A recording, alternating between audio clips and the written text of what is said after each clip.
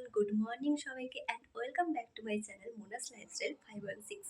তো আমার নতুন একটা ব্লগ ভিডিওতে তোমাদের সবাইকে জানাই অনেক অনেক স্বাগত আর অনেক অনেক ভালোবাসা। তো আশা করি সবাই খুব ভালো আছো, সুস্থ আছো, আর আমি তো আজকে বিশাল এক্সাইটেড আছি। তো কেন এক্সাইটেড সেটা তোমরা অনেকেই ভিডিওর টাইটেল আর থাম্বনেল দেখে নিশ্চয়ই বুঝে গেছো। তো আমি এক্সাইটেড হলেও কি হবে, আজকে আমার শরীরটা খুব একটা ভালো নেই। মানে এত গরমের মধ্যেও ঠান্ডা লেগে আমার নাজেহাল অবস্থা, সেটা তোমরা আমার গলার আওয়াজ শুনে নিশ্চয়ই বুঝে গেছো। তো যাই হোক, এখন বাজে সকাল 7টা। তো সকালে সমস্ত কাজ বাজ শেষ, এবার যাবো স্নান করতে। তো চলো আগে স্নানটা সেরে নিই, তারপর তোমাদের সঙ্গে কথা বলছি। তো স্নান করতে যাবো আর তখন দেখি আমার মেয়েটাও ঘুম থেকে উঠে পড়েছে, আর ঘুম থেকে উঠে দেখো মাথা চুলকাতে শুরু করে দিয়েছে। আসলে এত গরমের মধ্যে না ওর গায়ে ভীষণ র্যাশ বেরিয়েছে, আর মাথাতে প্রচুর ঘামাচি হয়েছে। ও সারাক্ষণ এরকম চুলকাতেই থাকে। আর এদিকে আমার বরমশাইকে দেখো সকাল সকাল একদম স্কুটি ধুচ্ছে, পরিষ্কার করে ফেলছে। আর দেখো কিসে ধুচ্ছে, মানে জমিনে ওষুধ মারা মেশিন দিয়ে স্কুটি ধুচ্ছে। মানে ভাবো, তোমাদের দাদা ভাইয়ের বুদ্ধিটা একবার দেখো। আর এদিকে আমার শাশুড়িমা রাস্তার ওপর বসে আছে। আর সকাল থেকে আকাশের মুখ একদম ভার, মানে মেঘলা মেঘলা হয়ে আছে। মেঘলা হলেও কি ভীষণ গরম। আর এ দেখো হালকা হালকা বাতাস হচ্ছে, বাতাসটা কিন্তু খুব দারুণ লাগছে। তো যাই হোক, আমি তারপর মেয়েকে শাশুড়ি মায়ের কাছে দিয়ে চলে গেছিলাম স্নান করতে। আর তোমরা প্লিজ একটু অ্যাডজাস্ট করে নিও, কারণ আমার গলার অবস্থা একেবারেই খারাপ। আমার গলা আরও বসে গেছিলো, তো সেজন্য আমি ভিডিও এডিট করতে পারছিলাম না, মানে ভয়েস দিতে পারছিলাম না আর কি। তো গলাটা একটু একটু ঠিক হতে আমি আজকে ভিডিওটা এডিট করছি, মানে ভয়েসটা দিচ্ছি। তো তোমরা প্লিজ একটু অ্যাডজাস্ট করে নিও। তো দেখতেই পাচ্ছ আমি স্নান সেরে এসে একদম বেনারসি শাড়ি পরে রেডি হয়ে গেছি। আসলে এটা হচ্ছে আমার বিয়ের বেনারসি শাড়ি। তো ওই বিয়ের দিন ছাড়া আর তো কখনো পরাই হয়নি। তো ভাবলাম যে আজকে যখন জামাই ষষ্ঠী কাটাতে যাচ্ছি, তাহলে একটু বেনারসি শাড়িই পরে যাই। আসলে এটা তো পরা হয় না। তো হ্যাঁ, আজকে আমরা যাচ্ছি বাবার বাড়িতে জামাই ষষ্ঠীর জন্য। যেহেতু আমরা জামাই ষষ্ঠীর দিন যেতে পারিনি, তাই আজকে জামাই ষষ্ঠী প্রায় 7-8 দিন পর আমরা যাচ্ছি। আর এই শাড়িটা আমাকে দেওয়া হয়েছিল আমার মামার বাড়িতে, আমার বিয়ের বেনারসি শাড়ি। আসলে বিয়ের বেনারসি শাড়ি হিসেবে আমি চেয়েছিলাম মানে লাল, পুরোটা বেনারসিটা হবে লাল আর ব্লাউজটা হবে সবুজ কালার, কিন্তু সেরকম পাইনি। তো যেটা দিয়েছে সেটাই। তো চলো একদম রেডি সেডি হয়ে এরপর বেরিয়ে পড়েছি। তো আমাদেরকে কেমন লাগছে অবশ্যই কিন্তু কমেন্ট করে জানিও। আর আমরা কিন্তু সকাল সকালেই গেছিলাম, সকাল নয়, তো বাড়ি থেকে বেরিয়ে বাবার বাড়িতে পৌঁছতে প্রায় 10টা, সাড়ে 10টার মতো বেজে গেছিলো। কিন্তু গিয়ে দেখি তখনও দিদিরা কিন্তু আসেনি, আমরাই আগে পৌঁছে গেছিলাম। আর তোমরা না প্লিজ একটু অ্যাডজাস্ট করো, কারণ আমি এর থেকে বেশি জোরে কথা বলতে আর পারছি না। তো যাই হোক, দেখতে দেখতে আমরা চলেও এসেছি এই যে বাবার বাড়িতে। দেখো বাদাম বস্তা সব এখানে রাখা আছে বাবার বাড়িতে।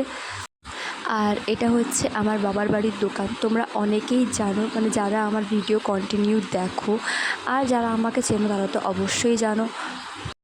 তো যাই হোক, এখানে পৌঁছে দরজাতে ধাক্কা দিতেই মা এসে দরজাটা খুললো। এই যে এটা হচ্ছে আমার বাবার বাড়ি। মানে যতবার আসি বাবার বাড়িতে কিছু না কিছু চেঞ্জ দেখবো। তো এবারে এসে দেখি ঘরটা একটু চেঞ্জ হয়ে গেছে। তো যাই হোক, তো এখনও পর্যন্ত দিদি আর জামাইবাবু আসেনি, মানে ওর বাড়ি কাছে, ও এখনও আসেনি। তো আমার বাড়ি দূরে, আর আমি আগে থেকে চলে এসেছি।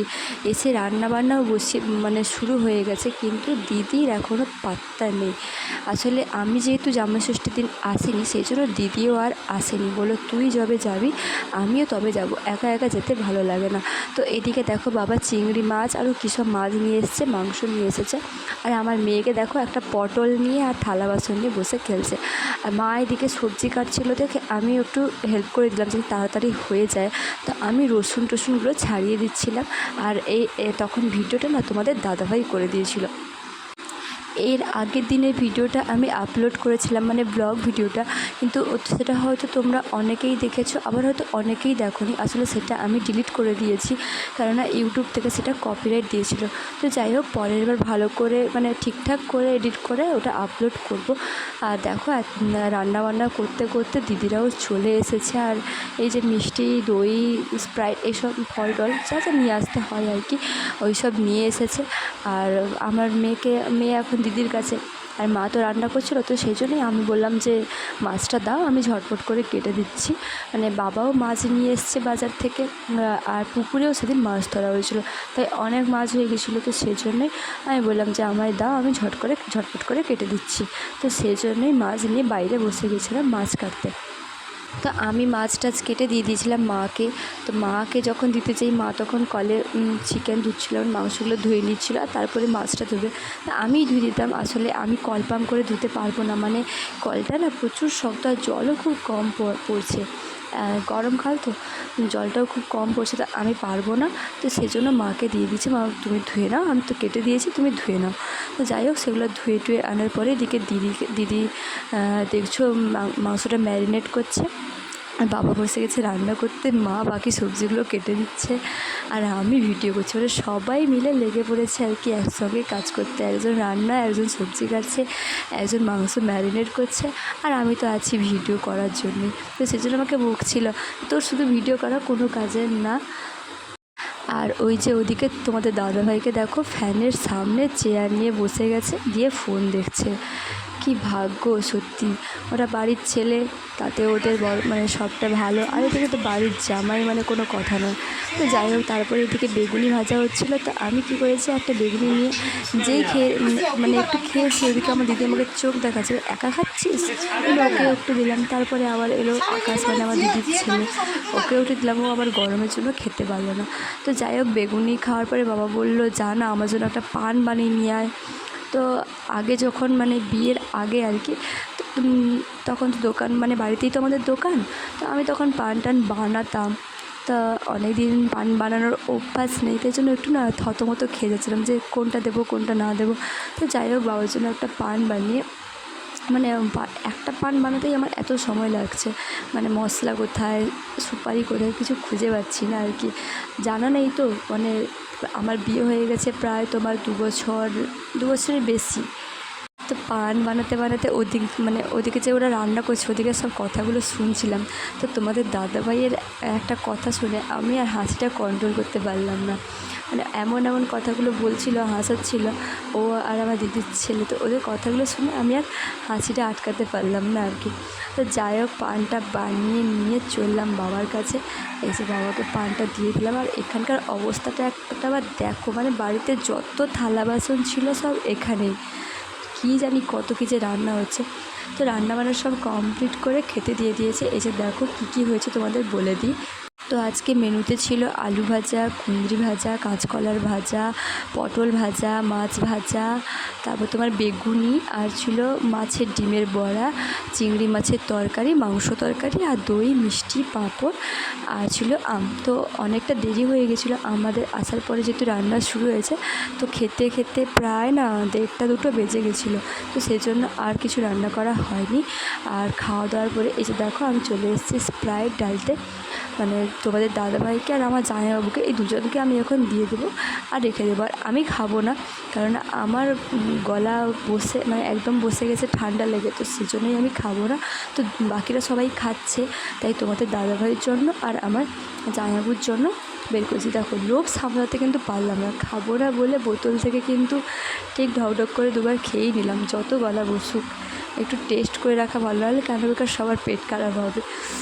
তো যাই হোক, স্প্রাইটটা গড়িয়ে একটা দিয়ে এসেছি আমার জামাইবাবুকে, আর যেটা তোমাদের দাদাভাইয়ের জন্য নিয়ে যাচ্ছিলাম সেটা থেকে আমি একটু খেয়ে তারপর ওকে দিয়ে দিয়েছি।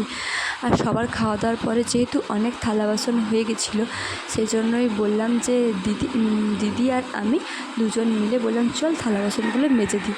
তা আমি বললাম, দেখ আমি থালা বাসনগুলো মেজে দেবো, কিন্তু কলটা তোকে পাম্প করে দিতে হবে, দিলে ধুয়ে দেবো, কারণ আমি কল পাম্প করতে পারবো না, এমনিতেই কম জল পড়ছে, আগে বললাম কম জল পড়ছে, তো আমি পারবো না। তো থালা বাসনগুলো আমি ভালো করে মেজে দিয়েছি, আর তারপরে দিদি কলটা পাম্প করে দিয়েছিল, তো থালা বাসনগুলো ধুয়ে নিয়েছি।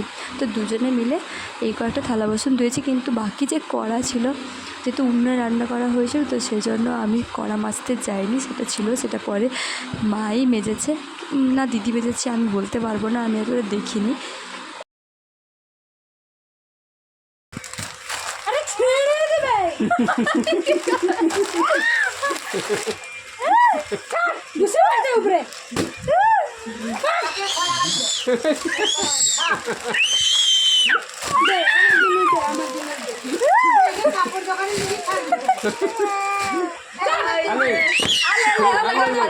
আলে আলে আলে দেখ একটা জায়গা হবে না দেখ এবার কি দেখ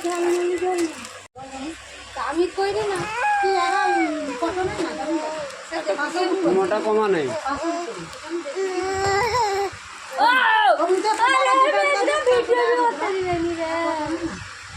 আরে কোচিয়াটা দেখ আরে ওটা হাত দিচ্ছে বড় নাকি না বড় বালা তো দুপুরে খাওয়া দাওয়ার পরে থালা বাসনগুলো ধুয়ে রেখে আসার পর আমরা সবাই বসে গেছিলাম শাড়ি দেখতে। মানে এই শাড়িগুলো আমার দিদি নিয়ে এসেছে, মানে দিদির দোকানের শাড়ি। তো ওগুলো ওর মা নিয়ে আসতে বলেছিল, সেজন্যই নিয়ে এসেছে। তো আমি মায়ের জন্য একটা শাড়ি নিয়ে এসেছি, সেটা আমার শাশুড়ি মা কিনে দিয়েছিল। আর দিদি এখান থেকেই মাকে একটা শাড়ি দেবে, আর এখান থেকে আমি একটা শাড়ি নেব, দিদি একটা শাড়ি নেবে, যেটা বাবা বাড়ি থেকে আমাকে আর দিদিকে দেবে। তো সেজন্যই শাড়িগুলো দেখছিলাম। আর আমি যেই ভিডিও করছিলাম না, আমার মেয়ে কিছুতেই ভিডিও করতে দিচ্ছিল না, ও বারবার ক্যামেরার সামনে গিয়ে বসে, তোরা তো দেখলেই কীরকম করছিল।